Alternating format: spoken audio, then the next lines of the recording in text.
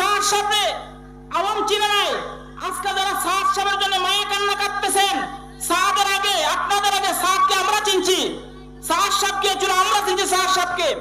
আপনারা সাদকে জানতেন না, সাদকে চিনতেন না, উলামায়ে কেরামে সাদকে চিনাইছে। কি করছে? সবকিছুর পর পয়গম্বর এবার আল্লাহ তাআলার কাছে আবেদনটা পেশ করতেন যে আল্লাহ, আপনার কাছে আমি এতগুলো নিয়ামত আমাকে দিলেন চাওয়া ছাড়া, এবার আমি আপনার কাছে দুইটা জিনিসের আবেদন করতেছি। নাম্বার 1, তাওয়াফানি মুসলিমা, আপনি আমাকে মুসলমান বানায় মৃত্যু দিবেন, 1 নাম্বার আবেদন। 2 নাম্বার, ওয়ালহিকনি বিসসালিহিন, মুসলমানিত্বের উপর আপনি যাদেরকে দুনিয়া থেকে তুইলা নিবেন, মুসলমান বানায়া যাদেরকে কবরে নিবেন, এমন ব্যক্তিদের সাথে যেন আমার হাসরটা হয়ে যায়। কি বুঝলেন? আল্লাহ চাই মুসলমানিত্ব। নাম্বার 2, আল্লাহ চাই মুসলমানিত্বের উপর যাদেরকে আপনি মৃত্যু দিলেন তাদের সাথে যেন আমার হাসরটা হয়।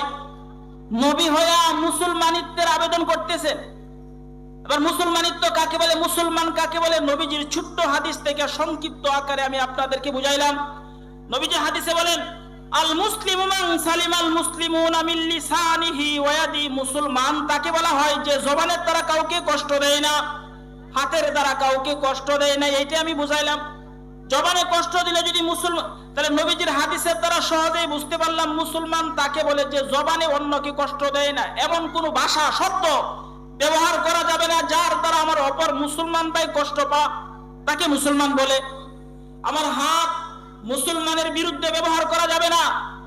হাতের দ্বারা কষ্ট দিলে আমার মুসলমানিত্ব থাকবে না, মুসলমানিত্ব থাকবে নাকি নষ্ট হবে? নষ্ট হবে। এই কথাটাই আপনাদেরকে আমি বললাম।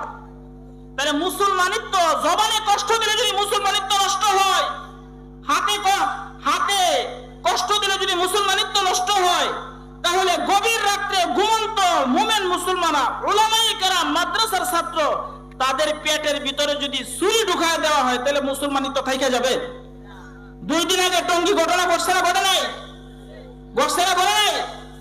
কাজেই এই দিল্লির সাদ সাথে আওয়াম চিনে নাই। আজকে যারা সাদ সাহেবের জন্য মায়া কান্না কাঁদতেছেন, সাদের আগে আপনাদের আগে সাদকে আমরা চিনছি, সাদ সাহেবকে ছিল আমরা চিনছি, সাদ সাহেবকে। আপনারা সাদকে জানতেন না, সাদকে চিনতেন না, উলামায়ে কেরামে সাদকে চিনাইছে। কি করছে? ঠিক না? ঠিক না? সাদকে আওয়ামে চিনতো না, উলামায়ে কেরামে চিনাইছে সাদকে। উলামায়ে কেরামে সাদকে চিনাইছেন। উলামায়ে কেরাম এমন এক জাতি, উলামায়ে কেরাম এমন এক জাতি, আপনি হাদিস উল্টায় দেন, কোরআনে কারিমে আল্লাহ পাক অন্য জায়গায় বলেন উলামারা কারা জানো? আল উলামা ওয়ারাসাতুল আম্বিয়া। নবীজি বলছেন যে প্রতিটা হাক্কানি আলেম, আমি নবী নাই, প্রতিটা আলেম আমার জায়গাতে সে বসে গেছে। কি গেছে? এই হলো উলামায়ে কেরাম। কাজে সে যেই হোক না কেন, কোরআন ও হাদিসের বিরুদ্ধে ন্যূনতম তার বক্তব্য যদি চলে যায়, সে যত বড় পীর হোক আর যত বড় মাশায়েখ হোক না কেন, হাক্কানি উলামায়ে কেরাম যারা সত্যিকার অর্থে ঈমানওয়ালা, সত্যিকার অর্থে আমলওয়ালা, সত্যিকার অর্থে ইসলামের অনুসারী, তারা কোনোদিন তাকে মাইনা নিবে? মাইনা নিবে? আমরা জানি মাযহাব 4টা। কতটা?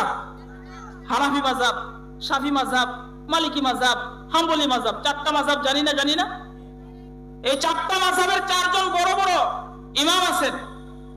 হানাফি মাযহাবের প্রধান ইমামে আবু হানিফা রাহমাতুল্লাহ আলাইহি, শাফি মাযহাবের প্রধান ইমামে শাফি রাহমাতুল্লাহি আলাইহি, হাম্বলি মাযহাবের প্রধান ইমামে আহমদ ইবনে হাম্বল রাহিমাহুল্লাহ, মালিকি মাযহাবের ইমাম ইমামে মালিক রাহমাতুল্লাহ আলাইহি।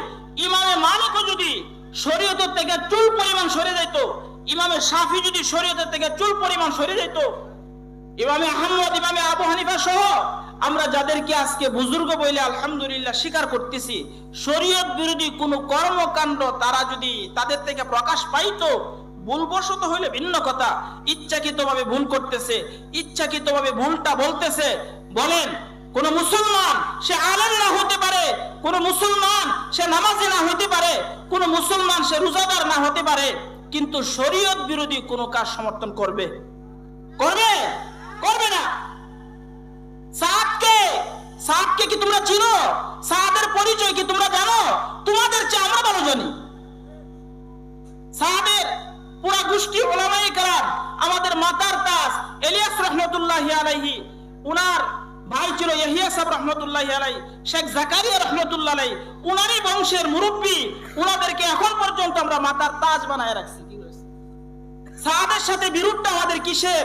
নেতৃত্ব নিয়ে টানাটানি করার বিরোধ না, শরীয়ত বিরোধী কথা বলছে, শরীয়ত বিরোধী কাজকে সে সমর্থন করছে, এই জন্য সাহাদকে উলামায়ে কেরাম সহ বাংলাদেশের ধর্মপ্রাণ মুসলমান বয়কট করছে। কি করছে?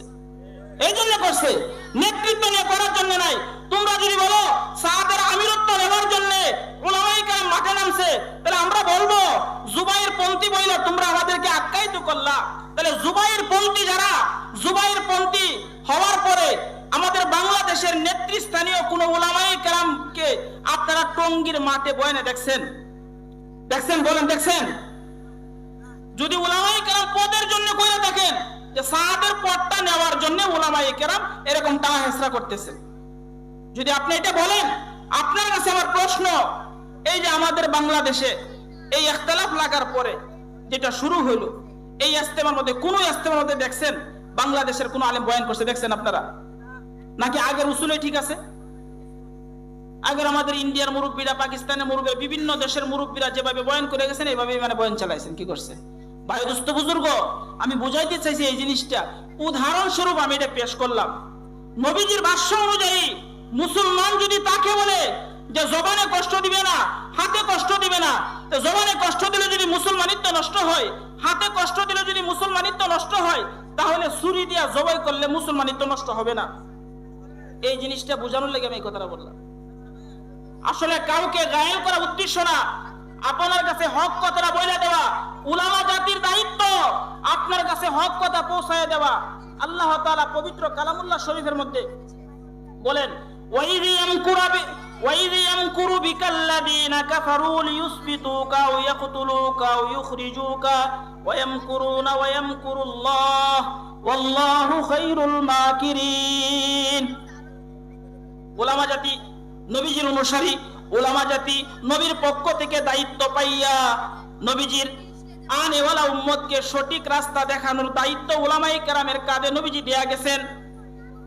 1450 বছর আগে নবীজির ব্যাপারে মক্কার মুশরিকরা, মক্কার কাফেররা নবীজির ব্যাপারে ষড়যন্ত্র করছে না করে নাই? বলেন করছে কি করে নাই? আল্লাহ নিজে বলেন, ওয়াইয ইয়ামকুরু বিকাল্লাযীনা কাফারু, স্মরণ করো ওই সময়কে যে সময় কাফেররা আপনার ব্যাপারে বিভিন্ন ষড়যন্ত্রে লিপ্ত হয়, বিভিন্ন কৌশল অবলম্বন করতেছে কিভাবে আপনাকে ঘায়েল করা যায়। অপরাধ কি ছিল নবীজির? অপরাধ শুধু একটাই ছিল, নবুয়ত লাভ করার আগে 40টা বছর, কত বছর? নবীজি নবুয়ত লাভ করতেন 40 বছর বয়সে। তো 40 বছর আগে নবীজি কেমন ছিলেন? মক্কার লোকদের কাছেই তো নবীজির মতো শ্রেষ্ঠ মানব আর কেউ ছিল না। নবীজির সাথে বিরোধটা জড়াইলো কখন?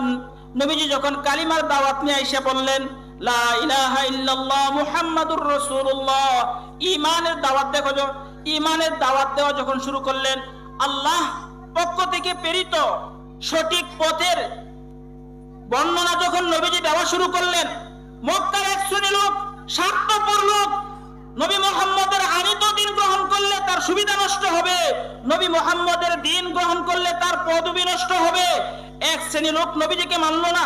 মানছে? আবু জাহেল স্বীকার করছে না যে মুহাম্মদ যা বলে সব সত্য, তো গ্রহণ করেন না কেন? গ্রহণ করতে গেলে তো মাতবুরি চলে যাব। কি চলে যাব? মাতবুরি চলে যাব। গ্রহণ করতে গেলে মাতবুরি থাকবো না।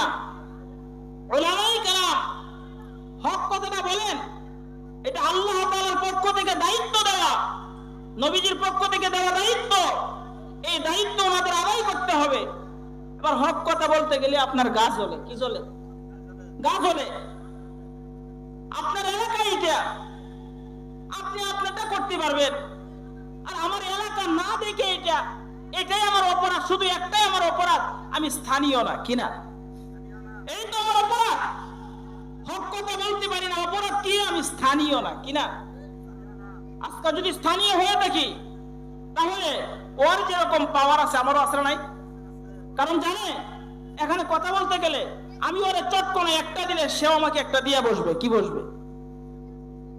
স্থানীয় না যে সমস্ত উলামায়ে কেরাম, তারা এলাকায় জিম্মি হয়ে থাকে, না জানি কি হয়। ও ভাই ভয় নাই নবীজির, দেখেন না, তুমি যদি নবীজির দেওয়া দায়িত্ব যদি গ্রহণ করে দেখো, আর এই দায়িত্ব গ্রহণ করলে নবী বিদ্বেষীরা, ওলামা বিদ্বেষীরা তোমার ব্যাপারে 3 ধরনের পদক্ষেপ নিতে পারো। কয় ধরনের বলেন? কয় ধরনের? আল্লাহ পাক আল্লাহর রাসূলকে বলেন, ওয়াইযি ইয়ামকুরু বিকাল্লাযীনা কাফারু। হাবিব আপনি স্মরণ করেন ওই সময়টাকে যখন তারা কৌশল অবলম্বন করে। কিসের? যারা কাফের তারা কি কৌশল অবলম্বন করলো? মুহাম্মদকে তার কাছ থেকে আটকাইতে হলে 1 নাম্বার কাজ, তারা বন্দী করো। লিয়ুসবিতুকা, এরা আপনাকে 3 ধরনের প্রতিবন্ধক সৃষ্টি করতে পারবে।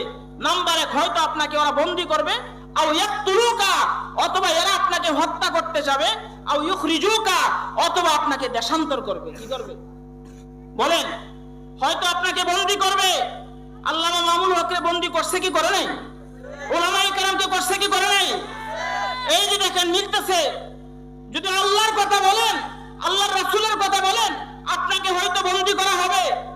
এটা পারে না, বন্দী করে রাখতে পারতেছে না, মানুষ সব কিছু ভাঙ্গে উজাড় করে দিবে, এত জনমত তার।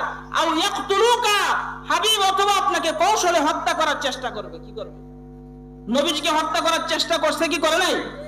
বলেন না কেন? করছে কি করেন নাই? নবীজি জেলখানায় 3 বছর নবীজি জেল কাটছেন। কয় বছর? পয়গম্বর ইউসুফ জেলখানায় ছিলেন কি ছিলেন নাই? তাহলে জেলখানায় যাওয়া উলামায়ে কেরামের জন্য সুন্নাত।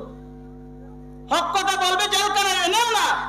যতবারই উলামায়ে কেরামকে হক কথা বলার জন্য জেলখানায় নেওয়া হয়েছে, ততবারে আল্লাহ প্রদত্ত এমন এক শক্তি ওরাকে দেওয়া হয়েছে, আগে যা পরোয়া করতে ওনার ভয় নাই। কি নাই? লিয়াসবুতুকা, লিয়ুসবিতুকা, আও ইয়াকতুলুকা, আও ইউখরিজুকা। 3 ধরনের পদক্ষেপ আপনার শত্রুরা নিতে পারবে আপনার বিরুদ্ধে। কয় ধরনের? কে বলছেন? আমি বলছি না, কোরআন শরীফে আল্লাহ বলছেন।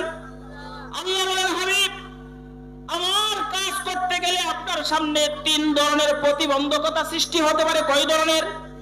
নাম্বার 1, হয়তো আপনাকে জেলখানায় বন্দী করা হবে, আও ইয়াকতুলুকা, অথবা আপনাকে হত্যা করা হবে, আও ইউখরিজুকা, অথবা আপনাকে দেশান্তর করা হবে। কি করা হবে?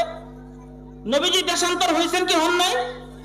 আল্লাহ বলেন, হাবিব পেরেশান হয়েন না, আপনাকে কোনোভাবেই ওরা বন্দী করে রাখতে পারবে না। 1 নম্বর অপশন, অসম্ভব। 2 নম্বর, আও ইয়াকতুলুকা, অথবা আপনাকে হত্যা করবে। না না, আপনাকে হত্যা করা সহজ না। কেন সহজ না? আল্লাহ বলেন যে আমার কথা বলবে আমি রব্বুল আলামিন। আল্লাহ নিজেই বলেন, ওয়াইযি ইয়ামকুরু বিকাল্লাযীনা কাফারু লিয়ুসবিতুকা, আও ইয়াকতুলুকা, আও ইউখরিজুকা, ওয়া ইয়ামকুরুনা ওয়া ইয়ামকুরুল্লাহ। ওরা যত ধরনের কৌশল অবলম্বন করবে, ওরা কি বড় কৌশলী না আমি সবচেয়ে বড় কৌশলী? সবচেয়ে বড় কৌশল অবলম্বনকারী কে? সবচেয়ে বড় কৌশলী কে? মানুষ না আল্লাহ? আল্লাহ বলে, ওরা আপনার বিরুদ্ধে যত কৌশল অবলম্বন করুক না কেন, আমি রব্বুল আলামিন নিজেও কিন্তু কৌশল অবলম্বন করব। করার পরে আবার কৌশল কাটটা টিকবে? বলেন, কাটটা টিকবে? আল্লাহটাই টিকবে, আল্লাহটাই টিকবে। মুসলমান, তুমি যদি তোমার মুসলমানিত্ব হেফাজত করো, নবীদের শানে আল্লাহ তাআলার পক্ষ থেকে গায়েবী নুসরত যেটা আসছিল, তুমি যখন নবীওয়ালা কাজ করবা, তাহলে তোমার বেলাও আল্লাহ পাক নুসরত পাঠাবেন কি পাঠাবেন না? পাঠাবেন না? পাঠাবেন না? পাঠিয়ে দিবেন। আল্লাহ বলেন, ওরা আপনাকে বন্দী করতে পারবে না, বন্দী করলে বন্দী করে রাখতে পারবে না, আপনাকে হত্যা করবে না, আপনাকে দেশান্তর করবে। এটার পরিণাম কি জানেন? আপনাকে যদি দেশান্তর করা হয়, তাহলে আমি রব্বুল আলামিন অল্প সময়ের ব্যবধানে ওই দেশের রাজত্ব আমি রব্বুল আলামিন আপনার জন্য কায়েম করে দিব। কি করে দিব?